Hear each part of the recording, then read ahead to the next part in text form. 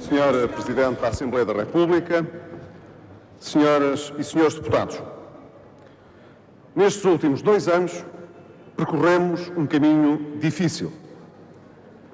Os portugueses têm sofrido os efeitos da ruptura financeira a que chegámos em 2011, com uma crise económica aguda e o aumento do desemprego. O exercício da governação nestas circunstâncias é particularmente difícil porque implica escolhas, muitas vezes, dolorosas. Em grande medida, a dificuldade das escolhas e os efeitos de curto prazo que delas decorrem explicam as atribulações políticas, incluindo as que marcaram a vida interna da coligação que suporta o Governo. É preciso reconhecer que ter um exigente programa de assistência externa para cumprir, com avaliações regulares, estar sujeito a restrições financeiras que nunca conhecemos antes, ter recursos limitados para proteger os mais vulneráveis, estar muito limitado na margem de manobra da ação governativa.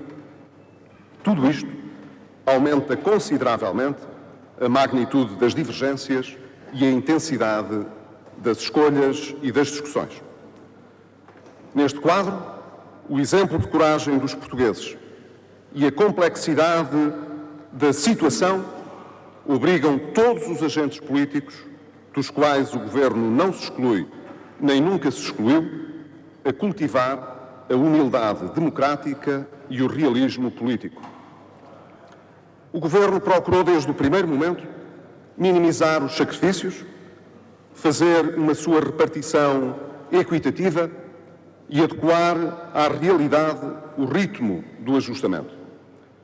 Suavizamos de modo apreciável o programa de assistência para ajustá-lo mais à realidade económica e social. Fizemos-lo quando renegociámos as taxas de juros dos empréstimos europeus, quando por 2 vezes obtivemos a extensão das maturidades e quando flexibilizámos as metas orçamentais. Procurámos proteger os mais vulneráveis e repartir equitativamente os sacrifícios quando aumentámos o nível de proteção social da população desempregada. Quando aumentámos, neste biênio, as pensões mínimas, sociais e rurais para 1.100.000 portugueses. Quando alargámos a isenção de taxas moderadoras para as pessoas com menores rendimentos. Quando reduzimos o preço dos medicamentos. Ou quando dinamizamos o mercado social de arrendamento. Porém, as dificuldades não desaparecem de um momento para o outro. A profundidade dos nossos problemas exclui soluções mágicas, indolores ou instantâneas. Pelo contrário, temos de lhes responder com medidas de longo prazo, estruturais e permanentes. Há muito que insisto em que a dimensão dos nossos desafios, presentes e futuros, exige visão de longo prazo e, portanto, um grande compromisso nacional, que vá além da atual legislatura, que coloque o futuro de Portugal em primeiro lugar. Na sua declaração ao país, o Sr. Presidente da República referiu explicitamente o facto incontornável de que precisamos de continuar uma abordagem sistemática e persistente aos nossos problemas e que se estenda além da conclusão do programa de assistência. O seu apelo ao compromisso entre os 3 partidos que subscreveram o memorando de entendimento com as instâncias europeias e com o Fundo Monetário Internacional resulta desta constatação que partilhamos. Também é lícito recolher das palavras do Sr. Presidente da República um outro alerta que eu próprio tenho feito em várias ocasiões. Um alerta para o facto de que nem sempre se tem a percepção real dos riscos a que estamos sujeitos. A capacidade de cumprimento do programa de assistência demonstrada nestes últimos 2 anos e que se deve ao tremendo esforço de todos os portugueses, também criou a ilusão em muitas pessoas de que talvez essa tarefa não fosse assim tão difícil. Que, no fundo, o desfecho positivo das revisões da Troika e a conclusão do programa eram coisas que podíamos dar como adquiridas. Todo o progresso que alcançámos até agora resulta do esforço dos portugueses e da decisão de cumprirmos com rigor os nossos compromissos externos.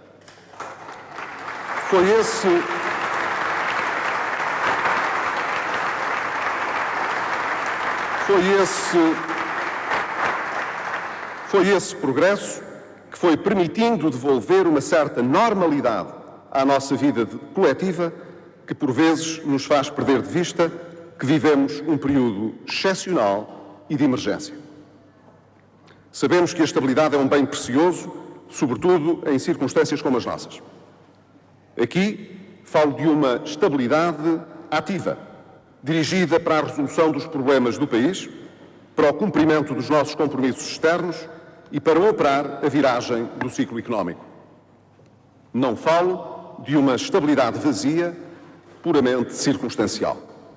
Falo da estabilidade indispensável para ultrapassar a crise nacional que se arrasta já há tantos anos e que é responsável por termos uma economia que não cresce, por termos um desemprego estrutural que cresce, por termos déficits e dívidas consecutivamente desde o início da nossa vida democrática. A estabilidade também necessária para iniciar um novo ciclo de prosperidade e imprescindível para construir uma sociedade mais justa, com oportunidades para todos. Falo da estabilidade indispensável para dar sentido e trazer recompensas aos sacrifícios que os portugueses têm feito. Essa estabilidade supõe a estabilidade política. A coligação que suporta o Governo goza de uma ampla maioria parlamentar. Suporta um Governo democraticamente eleito e que está em plenitude de funções.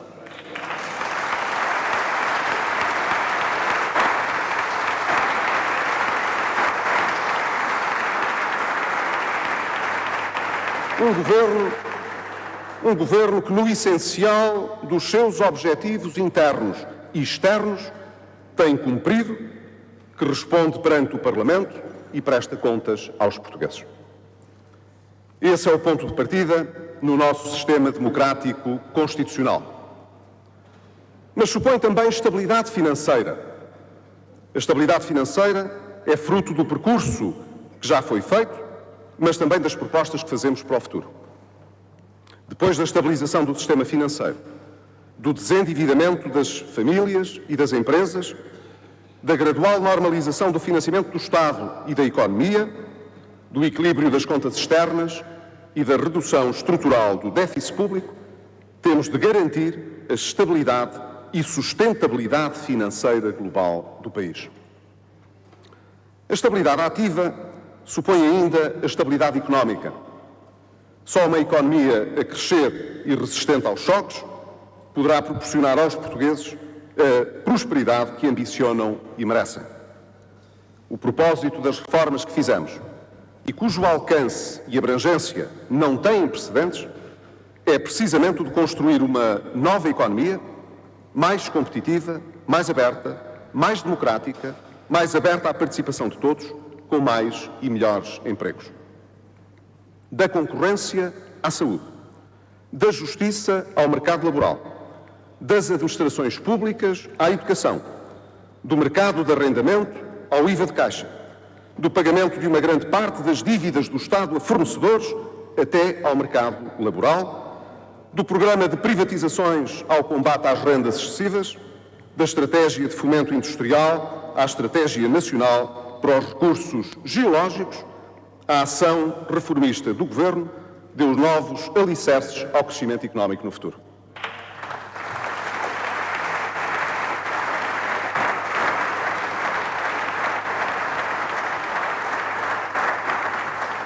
Senhora Presidente, senhoras e senhores deputados, as palavras do Sr. Presidente da República, de apelo veemente ao compromisso entre os três partidos que subscreveram o programa de assistência, devem ser escutadas à luz destes grandes desafios.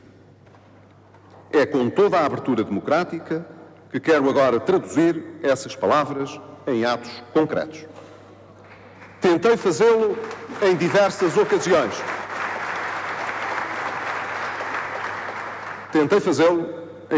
ocasiões.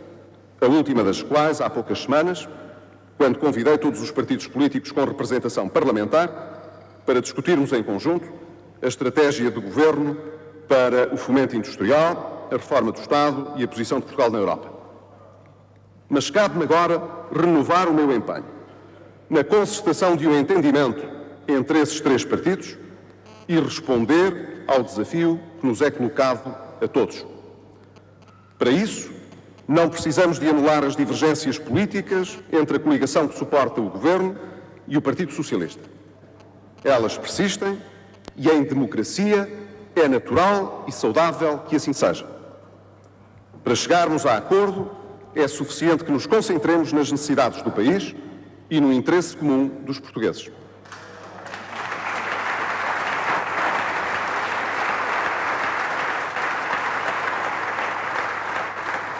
Façamos, por isso, um acordo que corresponda ao desejo de todos, o de concluir com sucesso o programa de assistência em junho de 2014 e o de garantir que o Portugal, no futuro pós-Troika, nunca mais tenha de sofrer uma crise como a que nos atingiu em 2011.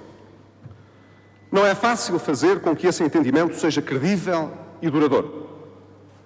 Todos sabemos que, mesmo na coligação que suporta o Governo, nem sempre é fácil chegarmos a essa concertação de propósitos e de políticas. Mas o mesmo percurso da coligação e a imensa atividade do Governo nestes 2 últimos anos demonstram que podemos fazer muito. E foi isso que fizemos na primeira metade do nosso mandato, quando assumimos um espírito de compromisso permanente. Esse compromisso é mais urgente hoje do que nunca. É mais urgente porque atravessamos aquela fase crítica e nova em que os riscos de vacilarmos no processo de ajustamento estão tão vivos como sempre estiveram, mas os sinais das suas recompensas são mais intensos do que alguma vez foram. Sabemos que o segundo trimestre deste ano pode já ter interrompido a sequência de 10 trimestres consecutivos de recessão e nos ter devolvido ao crescimento, ainda que tímido.